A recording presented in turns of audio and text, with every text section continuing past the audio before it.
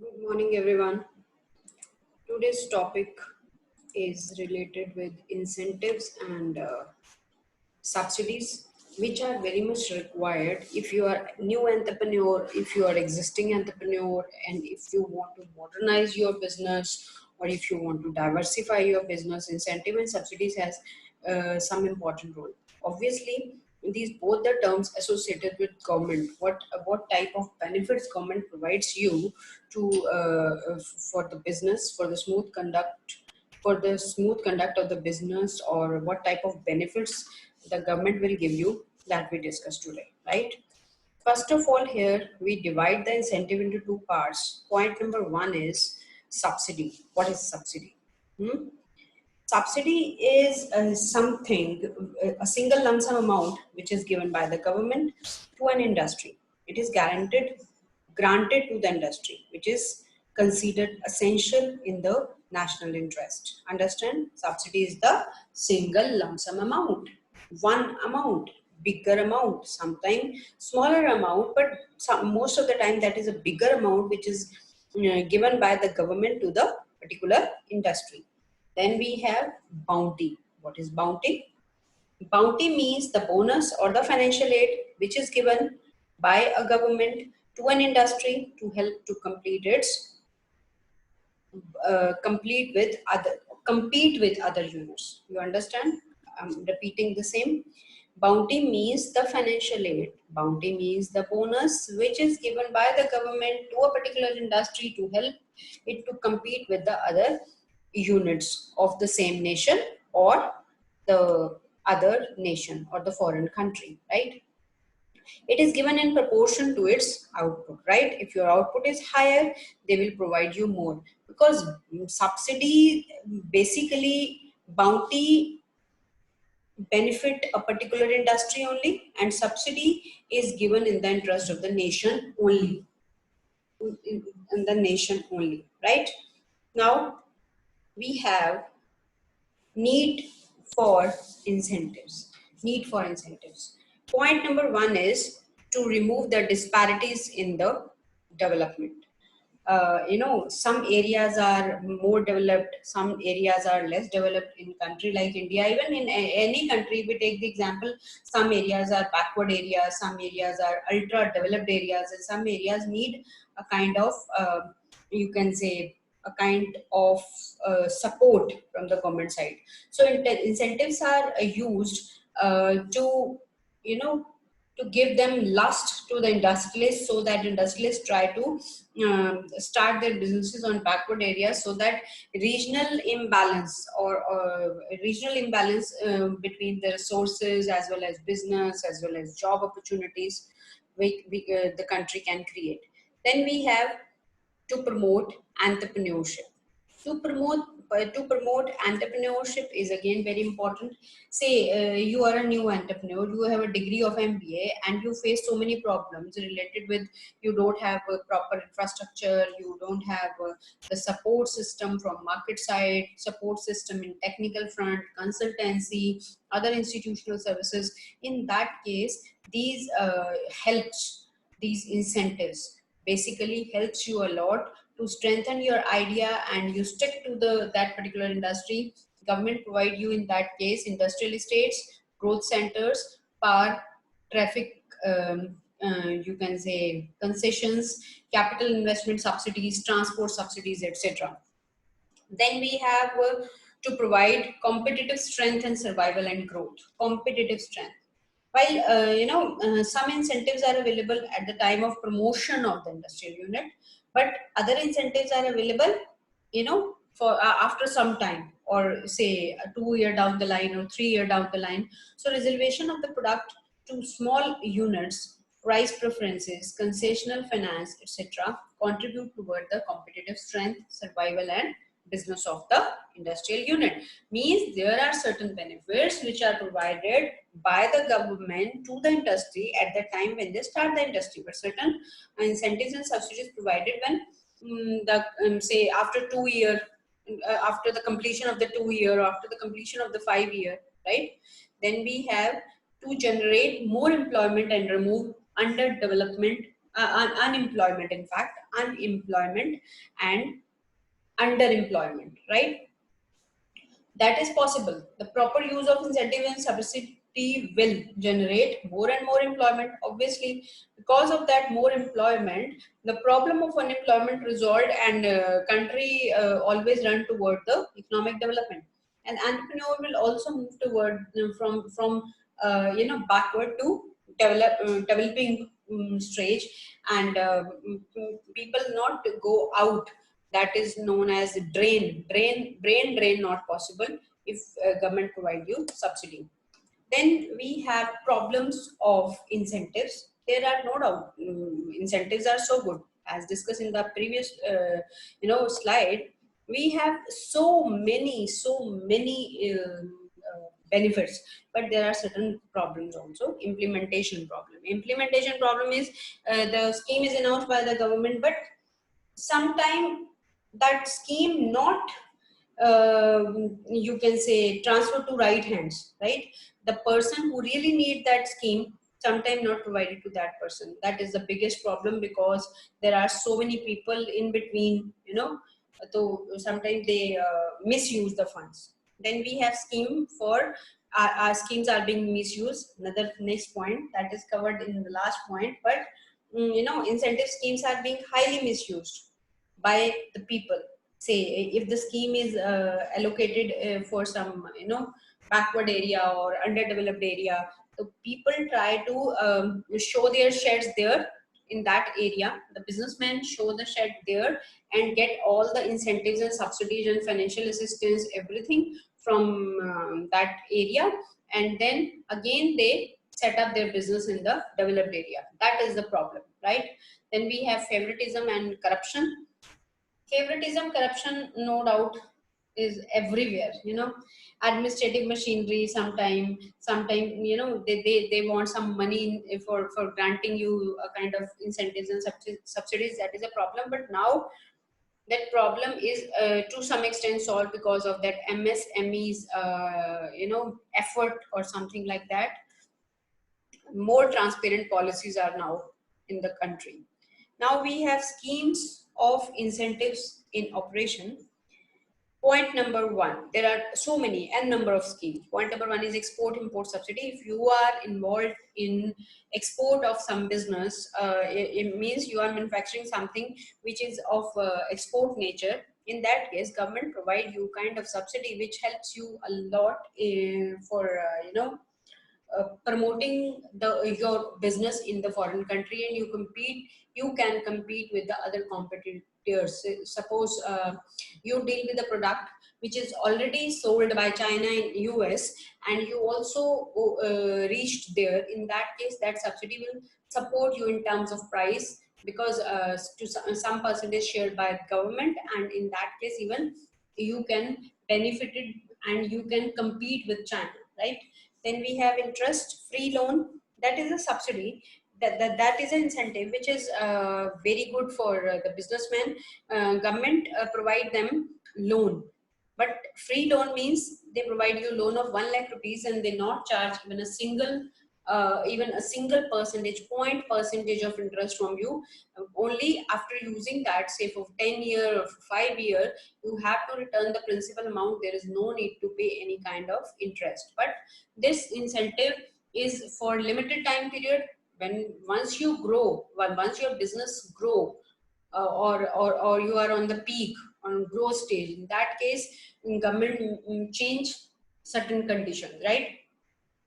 Subsidies for R&D work. R&D work means research and development. If you are indulged in R&D, research and development, then even government provide you subsidy for some percentage, so that you do to innovate new things for the business. Then we have capital investment subsidy. That kind of subsidy is basically for the more and more investment in the business sector. Then we have subsidy for power generation. In your book now, only points are mentioned. I'm telling you 2 or 3 lines. You may add, you will get good marks. Subsidy for power generation means if you are in the business of power generation, electricity or something, or you have a panel system to create power through sun or something. Okay, so solar panel, etc. In that case, government provide you subsidy. Exempt from property tax if you generate, you mention or you establish your business in a backward area or underdeveloped area. In that case, you don't pay any property tax on the business. Similarly, with income tax, you don't have you have a privilege. You will not give tax for 5 years in that area. Depends, because time to time concessions change, incentives change. Then concessional water facility, very minimal price government charge if your business is situated in some special privileged area, special economic zone. Then provision for the seed capital. Sometimes even government provide you seed capital. Seed capital means the minimum capital which is required to set up the industrial unit. That is also a big support. Say 20% seed capital required for the business. If 20% provided by the government, I think one-fifth of the problem solved related with finances. Then we have land and building at concessional rate. Again, you want infra. Sometimes even government provide you, or the industrial towns are there in every area. So that industrial town will support you and solving your problem of land and building. Otherwise, they provide you some sort of loan for the same. Subsidizing the cost of market. Subsidizing the cost of market, right? Market studies, market studies and feasibility studies and report. Also, they provide you subsidy related with the, because if you want to start your business now, you have to study the market, right? Market conditions, feasibility study, what product is going on in the market, the situation, what change you have to be done in your present product, or the review of the customer, what customer really want, everything the government provide support, right? Then we have incentives available for the backward areas. Now we are discussing here the subsidies available only and only for the backward areas, right? Backward areas, earlier 247 districts were recognized as backward, but now these are less now. That comes under a special economic zone, right? So some areas comes under special economic zone, but all backward areas not comes under that area. First is concessional finance. Concessional finance means financial institutions like IDBI, IFCI, and other financial assistance on concessional terms to all new existing industrial projects having expansion scheme, irrespective of the project cost, right? Selected by the government and concession given by the financial institution to the industry. Let's say low rate of interest, they provide loan you at very lesser rate, like say 9.5 or sometime even 7%, depend upon the year, because in every year they change their rate. Right now, because of that COVID-19, now special packages announced by the government for small scale underdeveloped areas, if you have an industry. So depend upon the situation, they announce the same. A central investment subsidy. Central investment subsidy means it is usually in the form of outright grant of 10% to 20% of the amount of capital invested in the industrial unit in the area specified in the backward area or the backward district. The government also fixed the selling or the tax rate, okay, above which they couldn't be available. Not tax rate, but the ceiling rate means the borderline, at what level you receive from the government. Approximately 101 district or around 100 district or areas have been selected to qualify for the central investment subsidies. And how they quantum of subsidy depends. If your industry is, the scheme was originally announced in 1971, right? 10% of the investment made on fixed capital investment like land, building, plant, machinery, okay.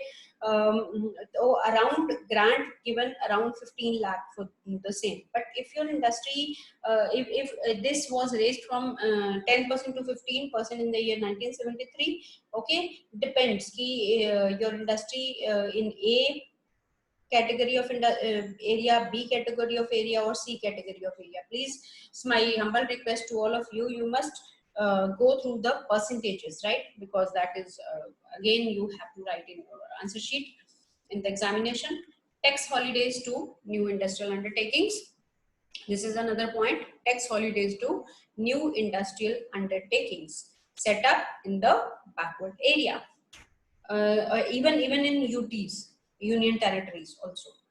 Section 18, subsection IA of Income Tax Act 1961, deduction is allowed when you deduct the taxable income in respect of the profit earned from the new undertaking in or hotel or something. The deduction under this section is allowed in case of the companies at 30% of the profit in respect of the assessment year. Means 30% of the assessment profit of the assessment year relevant to the previous year in which the hotel starts functioning or industrial undertaking start manufacturing or the ship or something, means you start working. In such cases, taxpayer being a cooperative society, similar deduction is allowed in the initial year. Okay, deduction is allowed up to 25% in case of the year in which you started, right? In 25% in case of non-corporate assessees. In case of corporate assessees, we have that 30%, right? Then we have tax holidays for the power sector. If you belong to a power sector, then 100% deduction is allowed. Tax holiday is allowed. If you are in the power sector, means you are in the power generation business. The bill proposes to provide the full tax holiday for 5 years, not 1 year, but for 5 years. Then we have subsidized consultancy services. Small enterprises proposing, say they are established in rural or cottage or small scale units, to expand or to diversify their existing unit can get consultancy services at very lower cost from Tata Consultancy Organization, which is sponsored by India and state level, but they government change time to time the urgency adoption of the. Then we have subsidies for market studies. They provide subsidies through IFC I 75% or 15,000, whichever is lower, or in entrepreneur will have to bear only 25% of the cost of the study, means 75% is beared by the government, right? Then we have adoption of indigenous technology. If you are in the business and you are using indigenous technology, the technology of India only, Indian origin only, so this is based on Make in India, Made in India scheme. In this case, 5 lakh rupees in a year. The selling limit is 5 lakh in a year. Okay, in appropriate case, the total subsidy could up to 25 lakh over a 5 year of time. Means total subsidy is 25 lakhs and 5 lakh per year they charge from you. Then machinery on hire purchase basis, small scale industrial unit, including ancillaries, subsidiaries, are eligible to procure machinery on hire purchase basis from the National Small Industries Corporation Limited through its liberalized terms and conditions for supplying machinery to small scale industries located in the backward area. Then we have transport facility subsidy. Transport subsidy is approximately for the selected area is 50% of the total cost. Scheme covers the state of Jammu and Kashmir, Himachal Pradesh, hilly areas of Uttar Pradesh, Assam, Meghalaya, Nagaland, Tripura, and all the UTs of Arunachal Pradesh, Andaman, Nicobar Island, Mizoram, and Lakshadweep. Okay, so subsidy is paid on transport costs between selected railheads and located industrial units. That's all for the subsidies. In the next part, we will discuss some more subsidies for available for SSIs. Thank you so much.